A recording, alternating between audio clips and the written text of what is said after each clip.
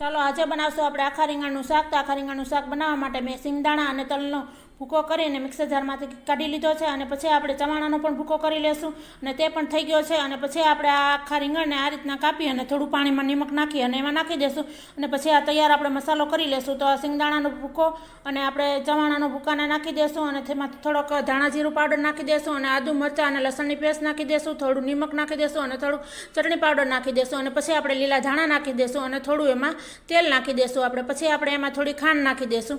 આ રીતે બધો મસાલો આપણે તૈયાર કરી લેશું. આ રીતના રીંગણ આપણે ભરી લેશું. તો હવે આ તપેલી લેશું અને એને ગેસ ઉપર મૂકી અને એમાં થોડું તેલ નાખી દીધું છે અને હળદર નાખી અને ટમેટા નાખી અને આપણે થોડું ચડાવી લેશું. અને આ રીતનું ચડી જાય એટલે આપણે એમાં રીંગણ નાખી દઈશું અને ધીરે ધીરે એમાં ચડાવતા રહેશું. આ રીતના ચડી જાય એટલે થોડુંક પાણી નાખી દેશું અને માથે ડીશ ઢાંકી અને એમાં પણ પાણી મૂકી દેશું. તો જુઓ, રીંગણનું શાક તૈયાર થઈ ગયું છે. તો તમને આ મારી રેસીપી પસંદ આવી હોય તો લાઈક કરજો, શેર કરજો અને સબસ્ક્રાઈબ કરી દેજો.